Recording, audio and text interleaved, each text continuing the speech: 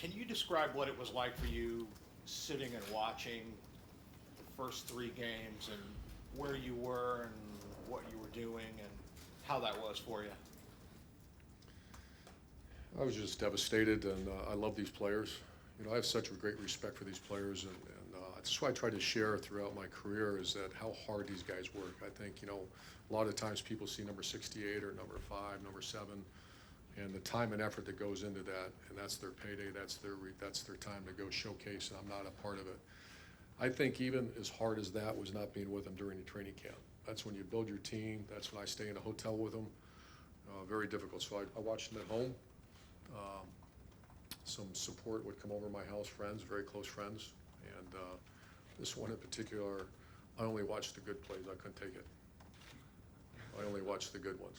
My daughter kept me updated, and I would seriously leave the room. It sounds silly, but I would leave the room. When the way that game started, it looked like that was an even, I mean, that team's very good. So I only watched the good plays. And there were some really good plays. Did you yell at the TV? I don't yell, I just squeeze my arms, and you guys see it on the cell. I don't yell too much. I usually just wake up, bruised arms and all that.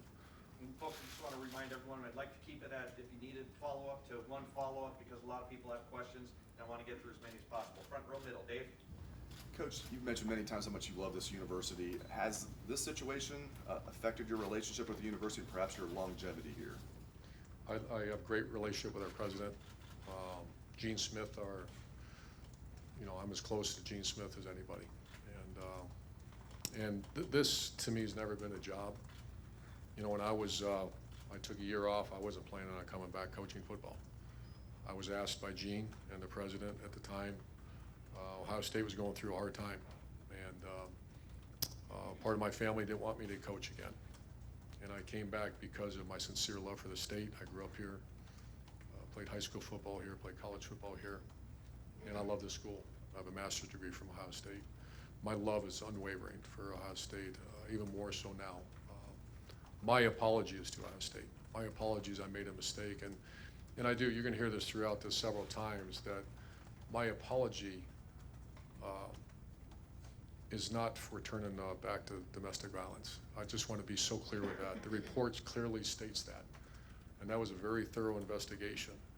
To paraphrase the findings, is that they respect our sincere commitment to respecting women, and that if I was ever aware or made aware or told that there was domestic violence taking place, I would have fired him immediately. My error is, and I've been accused of this before, by giving people second and third chances. And I saw a guy with work-related issues that had 2 children and an ex-wife that he needed to support the way a man's supposed to support him. And I went, and I was suspended for the fact that I went too far in trying to help a guy with these work-related issues. So to answer your question, my love is stronger forever for this university. And real quick, in regard to the Zach and Courtney Smith situation, are there things that you wish you could say about that you feel like you can't say? I've been, this has been occupying my life for whatever weeks now, so I think I've said everything I possibly can. I'm not sure. I just didn't know if there's something that you wish you could say that you feel like you can't say publicly about it's a very delicate situation, obviously. Very delicate. Are there things you wish you could say about it? Thank you. Far left, Matt?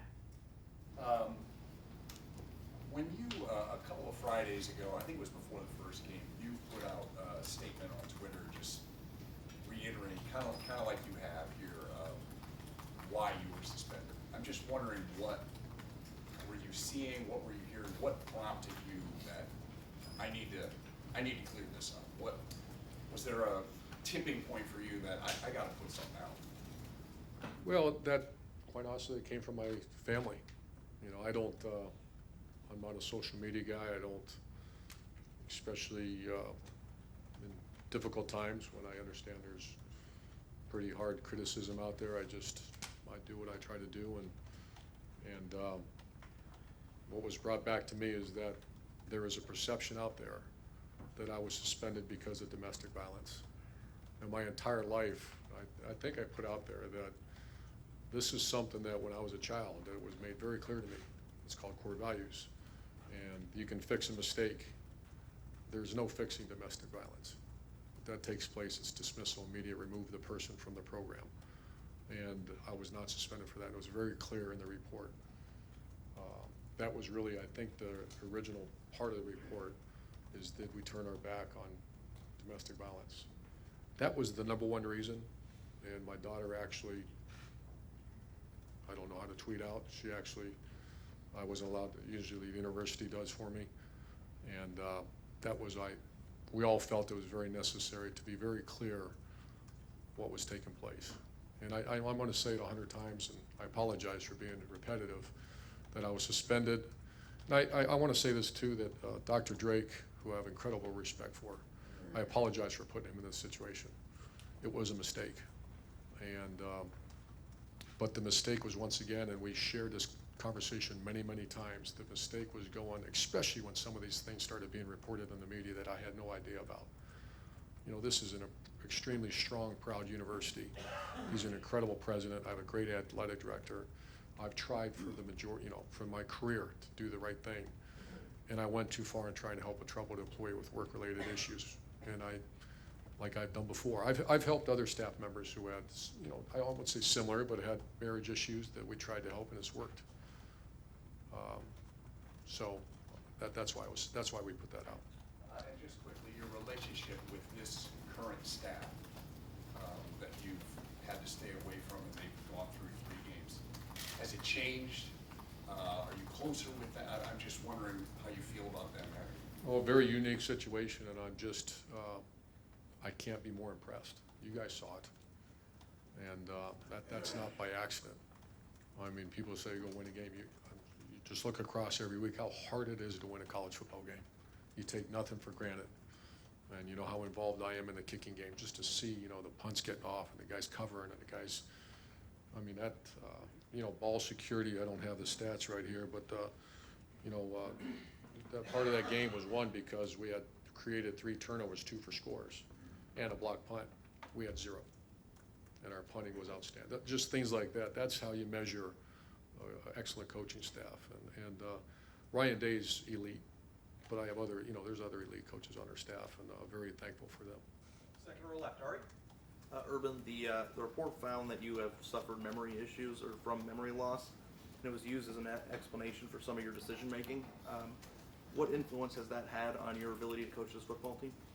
I'm very healthy. You know, I've had cyst issues in my head over the years, and I've had a couple procedures and actually 1 surgery. Also very intense medicine. It was, I'm telling you, this report was so thorough and so transparent. And so when questions came up about some of the conversations, for example, exact conversations back in 2015 or back before that, and I didn't have great recollection of it, so they would ask about, have you had any of this? Have you had this? What about this? And I said, well, you know, so I was very transparent. It's very personal, obviously, but no, it has not. I'm very healthy and good. Did the memory issues that you had impact some of the decision making that you made, or was that just them? No, I think it was just so transparent. You know, there's things in that report that are very transparent and very thorough. You know, the relativeness to the investigation, you know, that's, but I can just be truthful and tell you I've had some pretty heavy meds at times, but it certainly doesn't impact the way I coach. Right behind Ari, Glenn?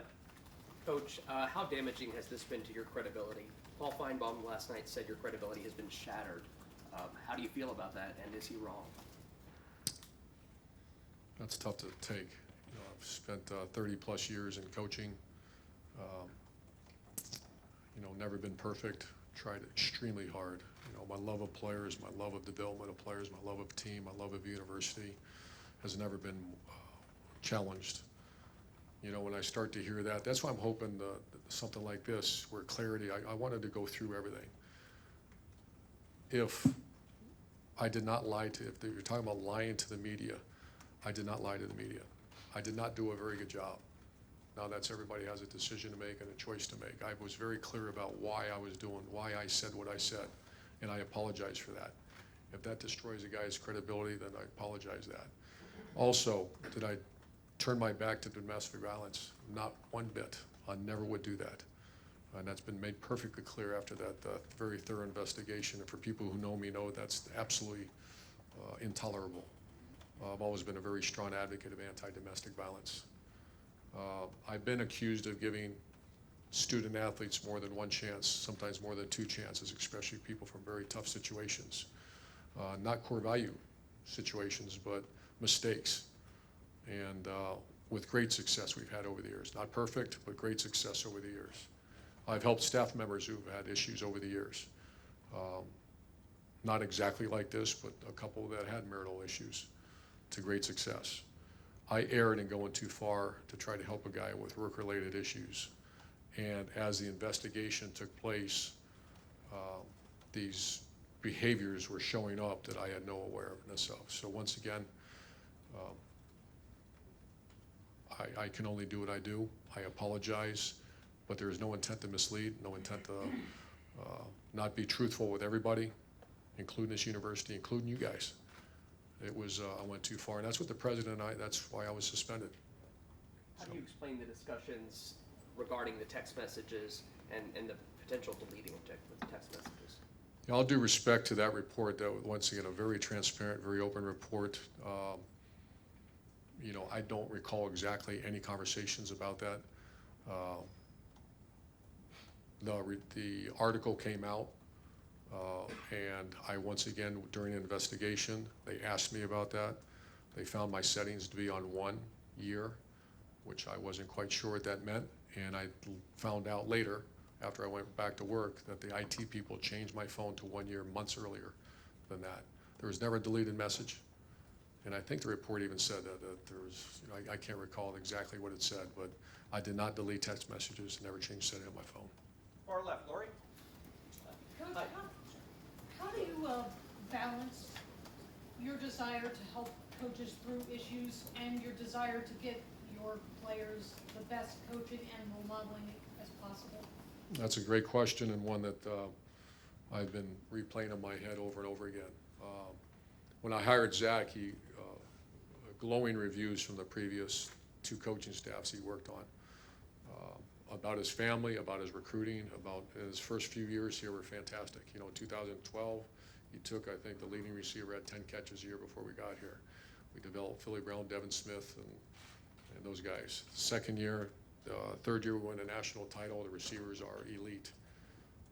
2015, you had an 8-month window of a separation, a divorce, work-related issues that we were dealing with. And I had 2 choices.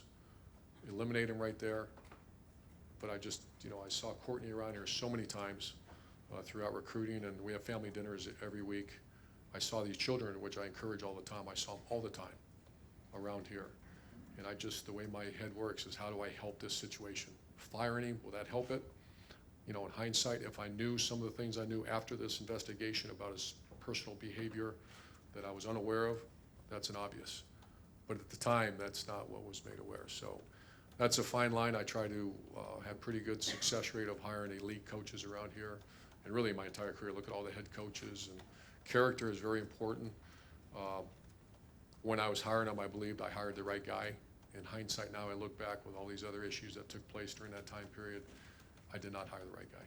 Have you found that throughout this whole process that you learned some valuable lessons about domestic violence, Coach? I mean, I know you made an effort, you brought in Brenda Tracy, and things like that before, but have you found this an educational process for yourself too, a little bit? I found this whole thing to be an educational process. And since my first day at Bowling Green, when I was putting together our coach's manual and thinking, you know, because I was raised that way. When I was a young man, my dad gave us our core values: honesty, treat women with respect, no drugs, weapons, or stealing. And that's always been, I can't say that also now this is on the forefront, it always has been. And, but I just say I haven't learned. I learned a great deal. You know, I learned, we brought in Ray Rice, and spoke to our team about that. We always have, Shelley, Meyer, and Sheila Smith put on a workshop last year called Healthy Relationships, and it's just always on the forefront. Throughout the facility, we have examples of mistakes made by people that just destroy lives. So it's always been on the forefront, but to say I haven't learned, I learned a great deal. Fourth row left, Dan? Irvin, just I wanted to clarify your conversation with Brian Boltolini. You didn't talk about text messages at all that day, August 1st? My recollection of that is that there is an article out, something about their press may have been access to your phone, and I said, don't worry about my phone, there's nothing to hide on my phone, and that was it. And then I guess you said at the time you didn't believe there was a domestic violence issue when the police came back to you. What do you I'm feel? sorry? You said in 2015 you were told there was no domestic violence issue. It was just a divorce. What do you believe about Courtney Smith's allegations now? Back in 2015, I just, the report said that both Gene and I were too reliant on law enforcement. And my entire career, we've been taught that if there's any type of investigation with a student athlete, with a staff member, any law investigation, to stay out of it and get updates along the way. All I can go by is what I was told by law enforcement, and that was that there was no domestic violence. And this was a messy divorce with child custody involved, and that's what we were told. Is that still what you believe? I can only go by what was told to me by law enforcement. What I have learned is that, especially situations as serious as law enforcement, you need to ask more questions. And I've always been kind of told not to. And I just think that after going through this, that I need to ask more questions. Over here to the right, Clay? I think you've addressed it, but I recall when you were hired, that OSU was going through a tough time, and I asked something about when you encounter a situation and you said, you had to go in there and blow it up. I mean, you cited chapter and verse here. Your statement seems to reflect, with regard in general to Zach, was there a time when you should have blown it up, I guess? Is the question. I look back now, there was. At the time that it was time to make a decision was in, like I said, 12, 13, and 14 were very productive years. 15 was, that's when work-related issues started to surface too. And he was late for several meetings, handful of meetings, and also this domestic situation that law enforcement was involved. I had to make a decision. When it came back to me that there was no charges and no arrest, and it was actually told to us that this was not domestic violence, I look back now, I'm not sure I'd do the same thing. I might, because that's enough if you get to that point, especially how serious that is. But that's a hard situation, and I've had conversations with some colleagues about that. What do you do? Do you question the police? I'm not allowed to question the police. Are you allowed to go beyond, start contacting victims and investigating yourself? You're done. You can't do that. It's called tampering. So those are the fine lines that other people have dealt with, I've dealt with over the years. Many leaders, I've talked to a couple friends of mine in corporate America, and you give it to HR and you let the professionals do their work. And that's what I did. Did Earl's influence always weigh on your mind, Coach? Not about domestic violence, no. I think the fact that Earl was such a close mentor of mine, that the work-related issues, but I once again, I go back to seeing Courtney and seeing these children many, many times throughout the several years here. I mean, many times, because we encourage that. I wanted to try to help. Once I knew domestic violence, and it was not part of the equation, Right. how best to help these two young kids. Fire Zach Smith, can you support that family, and what happens next? And I knew they were work-related, but I thought all the work-related stuff was about this tumultuous time in his life. And I wanted to help Courtney, I wanted to help the children. How do I do that? And I talked to several people about this. How do I do this?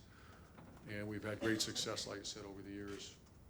Tried to put him in intense counseling so he can stabilize that family and be a good father, support the family the way he should. Second row right, Tony? Coach, Ryan Day said that while you were gone, he didn't want to disrupt anything. He wanted to have everything ready for you and just didn't want to rock the boat. When you return, do you sort of do the same thing, even though it's your program, and do you have to do the same thing? You don't want to just come in like bull in a china shop type of thing. It's a good way of putting it. Bull in a china shop. I know. He's done phenomenal. His coaching staff's done phenomenal. you guys are witness to it. I was back 2 weeks ago, and one thing that I even asked today, how do I assist? I'm a fundamental person, a ball security guy. I watch things very closely. I'm very involved in the kicking game. I have not been that involved in the offense. I give my ideas, and I think they're doing exceptional. So I'm trying to just help the best, do the best I can. Do you have an update on Nick Bosa? Yeah, he's getting further tests this week. He will not play this week. Further tests on abdominal and a groin issue that we're dealing with. Third row right, Pat? Urban, when Gene Smith came to you in 2016 to talk about Zach Smith's allegation of domestic violence, why didn't you inform him about the 2009 incident involving Zach Smith at Florida? That was actually in 2015. He came to me. In 2009, I was led to believe this was not domestic violence. There were no charges filed. I look back now that when he went to 2 other universities, and then he came, and that's when I hired him at Ohio State. That's when I should have made him aware of the situation. In 2015, I can't recall if I did or not discuss the 2009 situation. If my recollection is right, Gene Smith said that he was not aware of the 2009 Okay. incident. So if you didn't inform him, did you feel like that was in any way covering up a problematic situation? Not covering up, but in hindsight, Pat, I should have at that time. I thought I did, but Lastly, do you believe that Courtney Smith was ever a victim of domestic violence? I can only rely on what information I receive from the experts. Front row right here, Kevin? Yeah, Urban,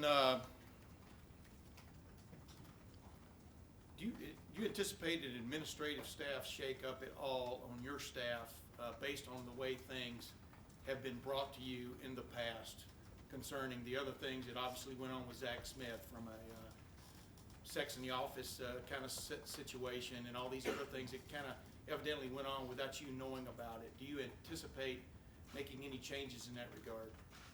Two things there, Tim. Number one is I need to do a better job creating an atmosphere where football, especially during the season, is so intense. And obviously I'm a very intense, focused guy, and people need to feel comfortable coming to me if there's any scenario, situations like this. I've had started that process. The majority, I have not talked to one person who was aware of that stuff that was going on, so I'm not sure. I know the report, I think, said something like that, but when you start talking about some of these behaviors that I've asked, and they were not aware of these behaviors that surfaced here in the last 2 months. That's what I was going to follow up with, from the sense of you've even said this in press conference a couple of times, you like to have positive news come across your desk. That's the way you kind of like to operate. Do you think this intimidated some folks into not bringing you negative news, so to speak? I hope not, but that's something that Gene and I have talked about that I need to do. I've always thought I had that atmosphere. If someone was aware of some of these behaviors and did not bring it to my attention, then obviously I have to work on that. I am. And then, obviously, that report about the strip club stuff and all that kind of stuff included another coach, Tom Herman. Do you remember having a conversation at all with Tom Herman during his time here about some things getting out of hand, et cetera? What do you recall? Because obviously he was there with Zach in this one instance at least. What do you recall of any of that? Out of all respect, there were 2 coaches involved, and when it was made clear when I was told what had happened, I was extremely upset. I called him in my office immediately. I told him they'd be fired if that ever happened again. That day, I instituted a morality clause in the program. I've been told that takes place at other places, and I don't care. It's Ohio State, we don't do that. And so I just was very clear that we don't do that. And one last thing, it's been, we've all seen the text messages that Shelley had with Courtney Smith, and I think you've been clear from your recollection. You recall nothing of Shelley bringing that to you in any form or fashion, that kind of news. I mean, do you stick by that story, so to speak? I mean, she did not bring this up to you in 2015 or 16? She never shared text messages with me, no. Front front row left. Doug? Urban, what damage do you believe has been done to the Ohio State football program as a result of how you handle this and the investigation? I think there was. I think this is, hopefully that this, I've already had many conversations with recruits, our families of our players. We sent out several letters to the families, but to say there's not damage, that there was.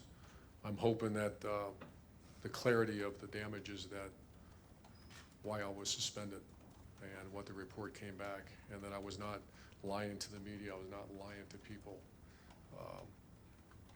or that I turned a back to domestic violence.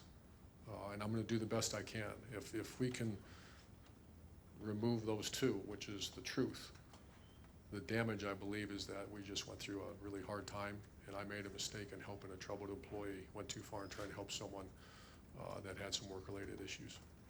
So you've mentioned the domestic violence component of this several times, and obviously, I think especially nationally, that is you understand that's a very Sure. important part of this, that is that very serious situation handled properly by people who are in power. Again, and everyone's made a lot of having the words on the wall and that kind of thing. In terms of actions to show how seriously you say you take domestic violence, what are the concrete examples you would point to in your past that show this is how I take domestic violence seriously? And what will you do, what can Ohio State do in the future to show that Ohio State, the football program, you take this very seriously? Ever since I began as a head coach, and even in more recent years, I would say every other day, this is a very strong last night I talked to our team about it. We have Power of the Unit messages to our players every Thursday, and I talk about domestic violence, Title IX, respect. When I say the word Title IX, our players respond back to me, respect. That's how serious we take this. This is something that is constantly have conversation. It's not uncommon for me to send a group text out on a Friday or Saturday night. Remember, Title IX equals respect. This is something that I put the number one, I think there's an article done this summer. Number one is domestic violence, sexual assault. Number two is this opiate issue that we're all dealing with. Number three is the mental health of a student athlete. This is something that 10 years ago, now we have a full-time sports psychologist because that's how serious we take that. And then the concussion issue. Those are the four pillars that I told our staff, constant awareness to this. We try to go outside, a very good relationship with our Title IX office here on campus. I've constantly, 2 months ago, Ryan Stamper and I went over and met with Dr. J, Vice President in charge of Student Affairs here. And for no other reason, just how are we doing? What can we do better? What's out there that we can keep educating our players about the respect of women? That's such a serious issue right now. And so it's endless as far as what we've done. I made a mistake not in domestic violence. Where I made a mistake is not asking enough questions, I believe, and complete reliance on law enforcement. I've always, when you hear no charge, no arrest, how far can you go? And Gene and I have talked about that. Many colleagues have talked about that. What's the next step when you said there's no arrest or no charge? What do you do next? And the one thing that's been made clear all along the journey is you can't go out and investigate. You're not allowed to. That's not something that's part of but you can ask questions, and I think the other thing is the red flags. Those are the things. And you've addressed all these matters in different ways, the text messages, not informing Ohio State about what happened with Zach in 2009, however you want to characterize what was said in Chicago. It's the collection of those things together, right, that adds up sometimes. Even if you have an explanation, it can add up. For Ohio State administrators, for fans of Ohio State, why should they believe you're a trustworthy person? That's also very difficult. For 6.5 years here, up until July of 2018, since we came back to Ohio State, we've taken, academic performance has been elite. Football performance has been very good. Life after football, Real Life Wednesdays we started has taken on a world of its own about development of players getting ready for life after football. The honesty and integrity with our program has been very good. My evaluations every year with the president and with Gene Smith have been very, very positive. This is a window of time that I made an error. But once again, that's why I'm hoping that I'm going to keep saying it really for the rest of my life. This was about trying to help a troubled employee with work-related issues. It was not about lying to the media. And once again, if someone in his room says you lied to me, I'm telling you, it's fine. I'm telling you I did not lie. I misspoke, and I hope you can understand why my focus was on that today. You know, someone tells me there's a felony arrest, that's my focus. There was not one. I don't know why this came up. There's no felony arrest. But what about this? What about this? And I didn't listen closely. So that part I'm hoping people are understanding about. The understanding about like deleted messages, I didn't do it. The university found I didn't do it. The university is even aware that the IT guy changed my phone months before, just because my volume was filled. So I'm hoping that people listen, and I can only say the truth. I can only let you know. I'd like to say over 30 years that I've been accused of helping players too much and giving them too many opportunities. That's an accusation I accept, and I'm very careful about that. But I've been that way my entire life, even outside of football. When I see someone in need, you help the person in need. How far do you go? That's that fine line. I counted at least 3 staff members over the 17 years that have been in difficult situations, and I've tried to help. Never really fired anybody. I always take the approach trying to help them. I'm hoping that comes out. I understand that this will take time, maybe never, but that's my job in a press conference like this, and really in relationships with you and recruits and administrators. I know our president now is very comfortable with the situation. We've had many, many conversations, and I know our athletic director are. I gotta start to wrap it up, but I got a couple more questions. One more. over there. Just in general, you've made it clear that you went too far in trying to help Zach in this situation. And it does seem like you're in control of this football program, this football building. That's how it works, right? You're the football coach, you're in charge of everything. Should there be more oversight from the athletic department to make sure that you're not doing too much with a certain issue, to make sure that they're informed all along the way I know you have a personal relationship with Gene, but is it possible that a football coach can have too much power in a building to make unilateral Absolutely. decisions? And what can Ohio State do better going forward to make sure something like this doesn't happen again with a staffer? Right. Absolutely, and that's always been a concern of mine. That's why when I was hired at Ohio State, I asked to have a full-time compliance officer in this building. There never was one. I wanted a guy here so he could, for me to be in charge of compliance, which is very serious. I want to make sure doors are open, and I don't want someone come to me and say, you guys are violating rules. And that was my request. Whenever, within minutes, I hear of a situation, I contact Gene Smith and make sure, because I'm not qualified sometimes to handle these situations. I need help in this. I'm a football coach. I'm not an investigator. I need help with this. On campus, I've asked for much help from, like I mentioned, Dr. J, who's a very good friend, and she's great at her job. I asked for help. I asked for help from the Title IX liaison and Title IX coordinator. We're not Title IX people. Please help us with this situation. What can we do better? And that's what I was hoping was even going to come out more involved in this investigation, is that, other than this window of time, which was very serious, the marks are over the top. And I was hoping more would come out. I haven't heard much, and I invite you to go ask, is how does the Ohio State coaching staff respond to any Title IX issues, any respect to women issues, any legal issues? I would be surprised to say as good as any school in the country. And that's the response back I get from my superiors, because I don't handle things. What I do is I seek advice on this, because, I've been asked many, many times, well, how would you handle the situation differently? I'm here to tell you 3 years later and 6 weeks after going through this, I need help.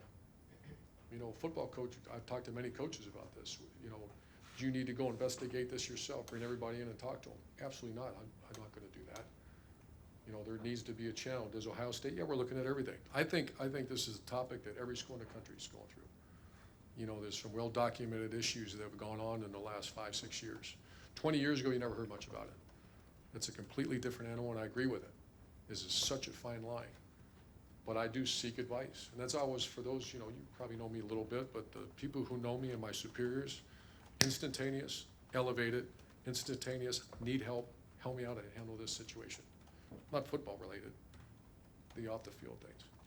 Far left, Rob?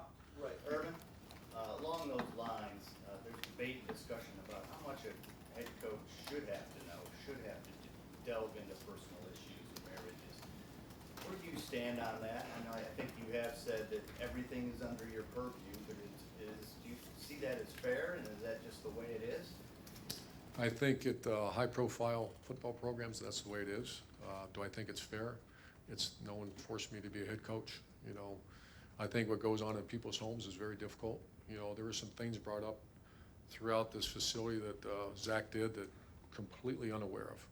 What's your responsibility to know that? That's why I want to create, if someone knows something, I need them to come back. And I've asked a lot.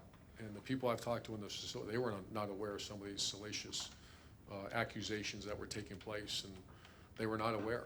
And so that's, I actually spoke to a friend of mine in corporate America. That's everyone's nightmare, is you're representing a very proud company, institution. You're responsible for hundreds of people.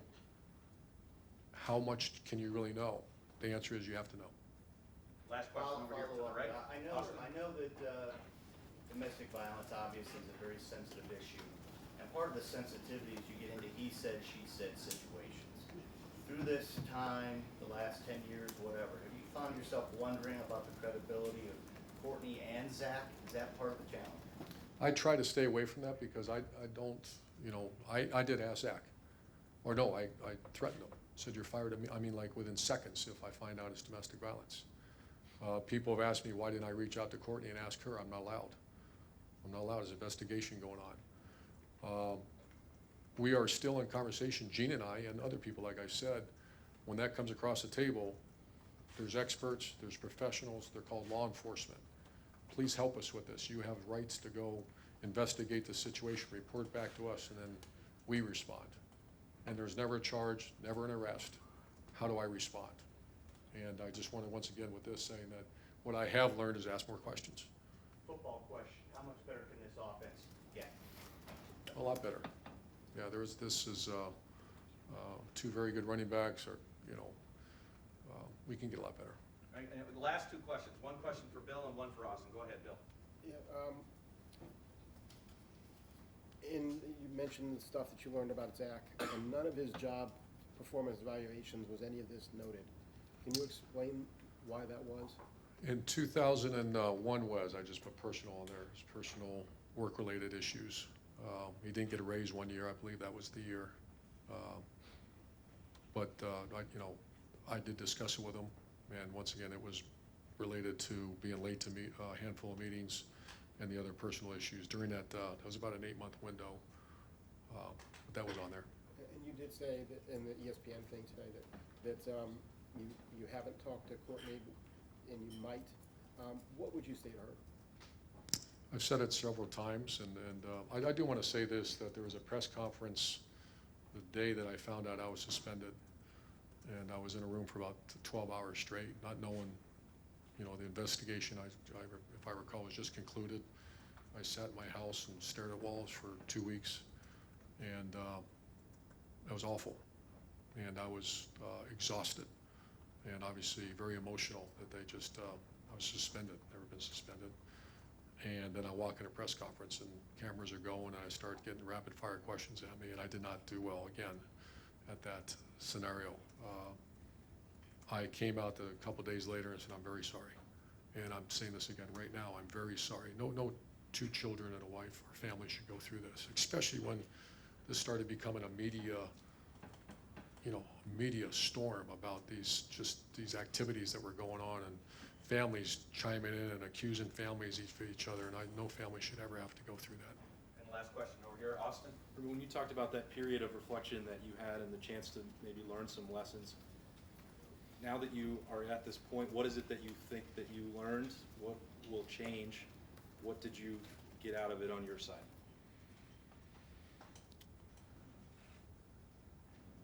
I think, once again, and I've had this question to me about a student athlete, you know, when I try to help a guy, and what doesn't get reported are the great stories, the positive results, guys' lives change, and they get these opportunities that college football and education give you. Same thing about helping a staff member through a very terrible divorce or when there's young children involved. This was a scenario that there were so many other outside forces coming in on both sides and families on both sides.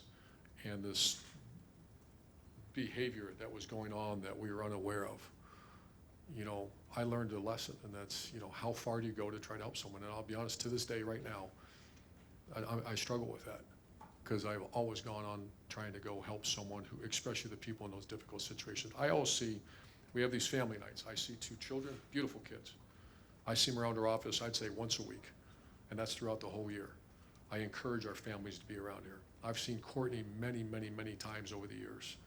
And I start to see these families, and part of the obligation of a leader, especially the way we do it here, is you're obligated to them to do the right things, to follow the rules, to perform on the field so people don't lose jobs and families get uprooted. And that's the way my mind works. When I saw this situation, once domestic violence was taken out of the equation, my mindset was that how do you help stabilize this situation? That man has an obligation to raise those kids, has his obligation to support that family. How can I help, and how can Gene help do that? We made a decision, and for many people out there that think that was a very wrong decision. I look back now with all the other information we gathered, it was a wrong decision. But what I knew at the time, I can tell you I thought we were doing the right thing at the time. Coach, thank you very much. Thank you, guys. Thanks, sir.